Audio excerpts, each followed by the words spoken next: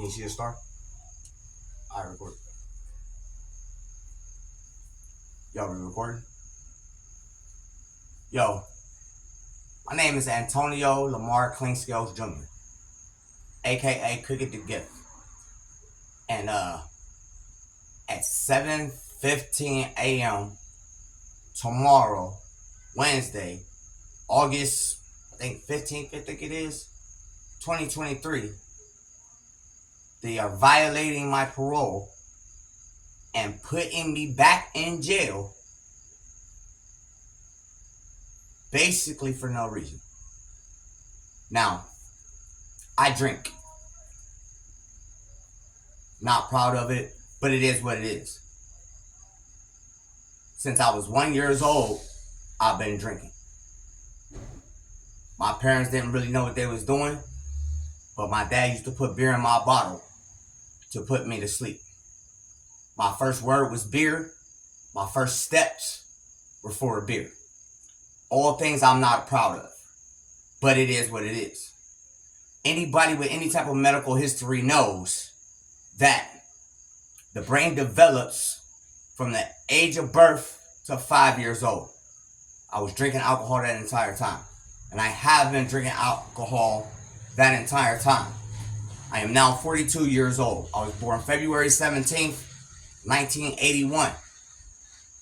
As of today, I'm 42 years old. I have been drinking my entire life. Do I have a problem? Maybe. Or is it a part of my human physiology? You be the judge. But I'm going to tell y'all this. The United States parole system right now is doing everything that they can to keep me locked up. I caught charges for carrying guns as a felon. The reason I am a felon is because my ex-fiance got caught by me in bed with my next door neighbor. I threatened his life. She put a PFA on me. I misread the PFA. My fault, of course. I misread the PFA, but to my understanding, I was not allowed within 100 feet of her or her vehicle. She was not home. Her vehicle was also not at the residence. I went to pick up the remaining of my things, knowing that she was not home, only to encounter the son of the man that she cheated on me with. I then was convicted of violation of protection order and burglary on my own home.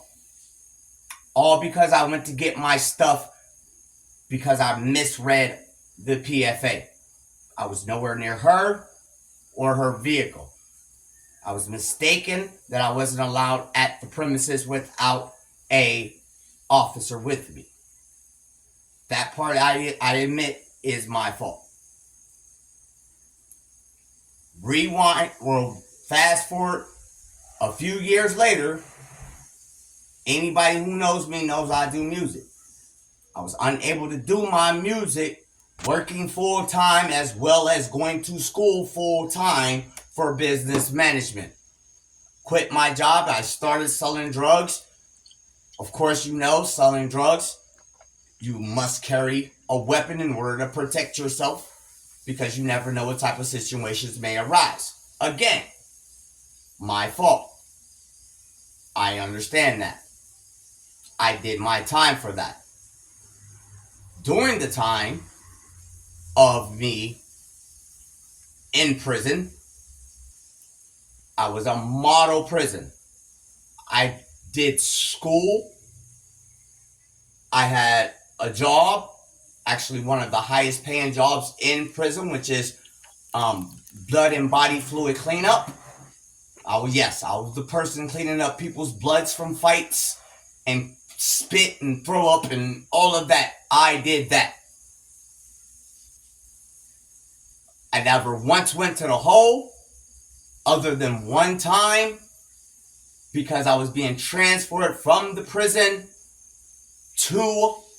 back to the county in order to fight another case that I eventually pleaded out on.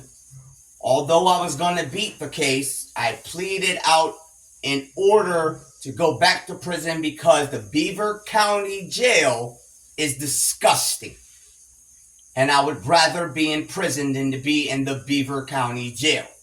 So yes, I pled out to a case that I could have beaten, because the U.S. government will do everything in their power to make you at least plead guilty to something.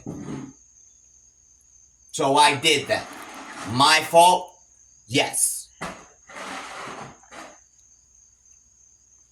Now, I've made a lot of mistakes in my life. Like I said, I'm 42 years old. I am by far not at all a perfect person.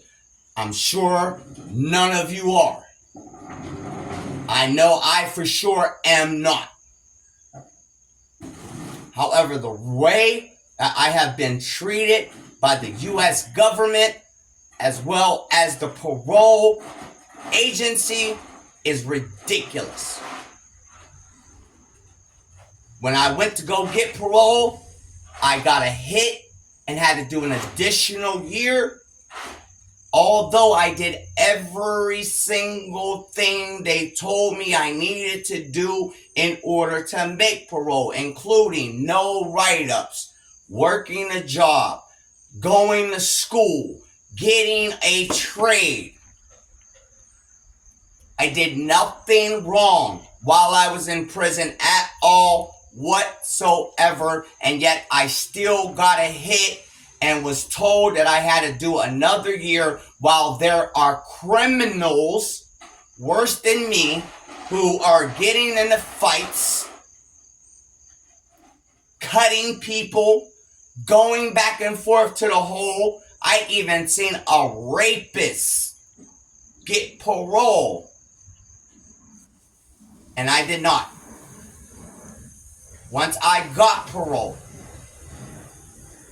I had no way at all whatsoever to get out on a home plan, because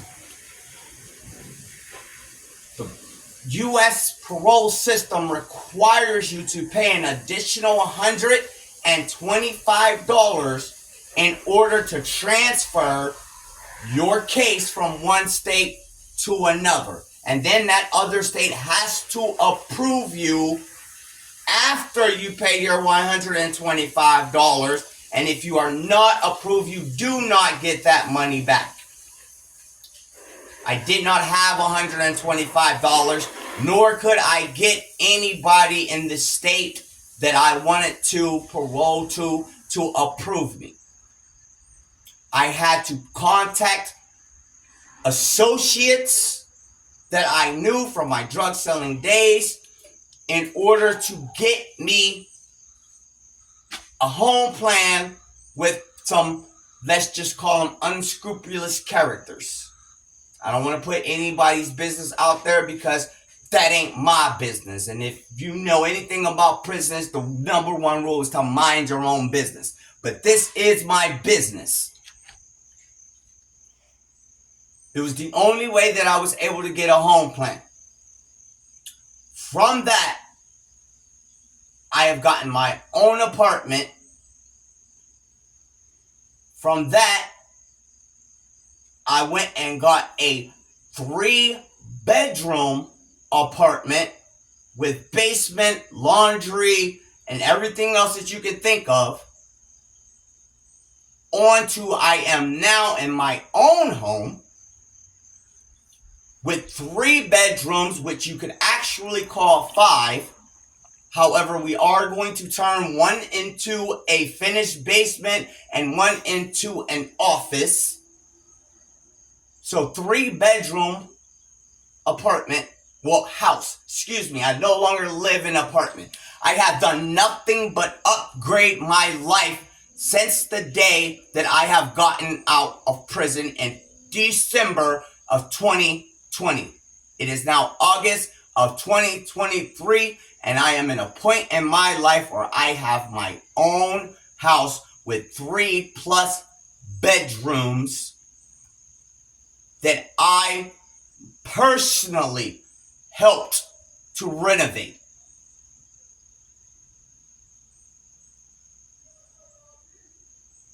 And now I am being told that I have a DUI. I have not received, as of today, Tuesday, August 14th, 13th. I'm not exactly sure what the date is.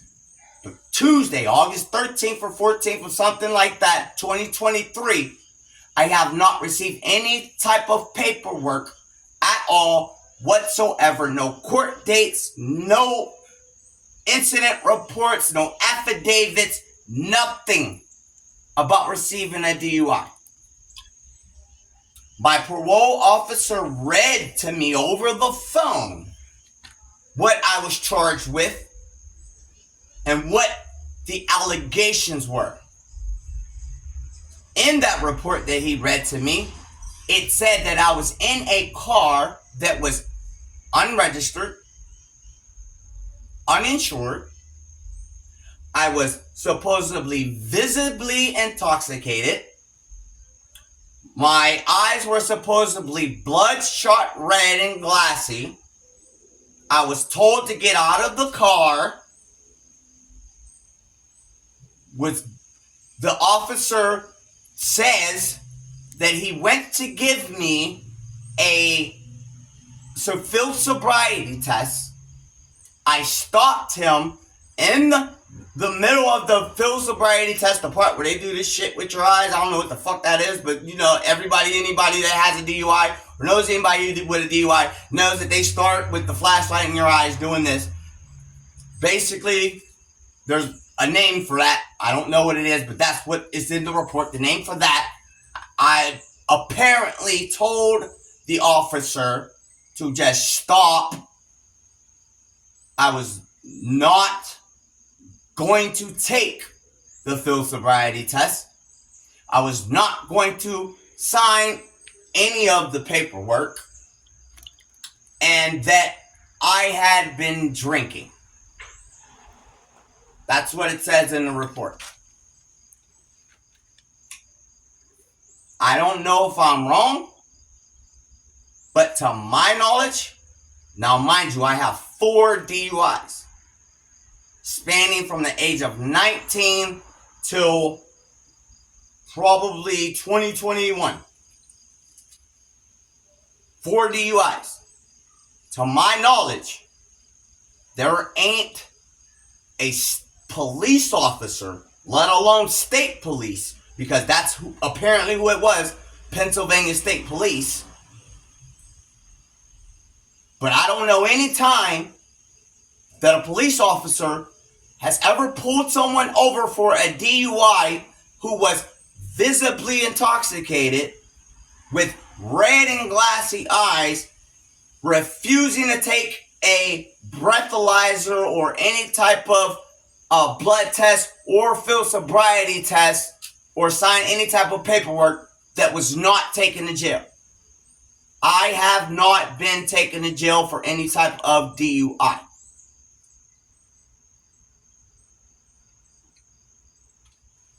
The time that I am thinking of when I got pulled over, yes, I had a suspended license at a time, so I was driving illegally. I will admit to that. I admitted to that. I received the paperwork for that. I also was not wearing my seatbelt. I admit to that. I pled guilty to that. I received the paperwork for that. I've not received any type of paperwork whatsoever about any type of DUI.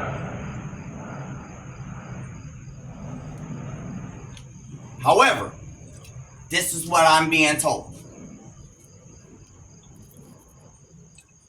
Now, Anybody out there who has received a DUI before or knows anything about anybody who's received a DUI, I know that you all know there is no possible way a police officer who believes that you are visibly intoxicated.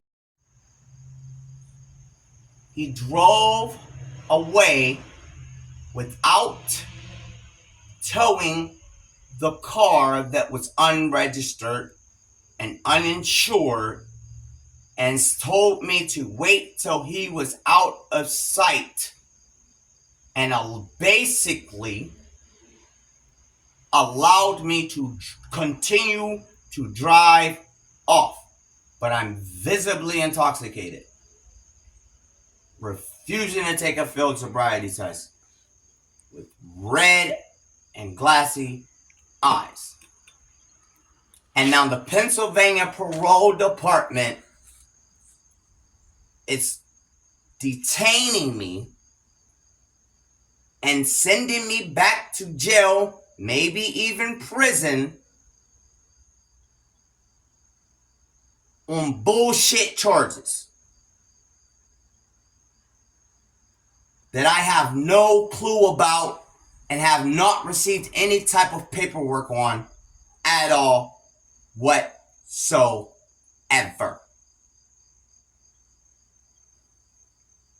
Oh, did I show you guys my jewelry? Yeah. I received that little piece of jewelry because I moved from Beaver County to Allegheny County, Pennsylvania. That's it. That's all I did. I upgraded my life and they put me on GPS monitoring as if I was going to run or something.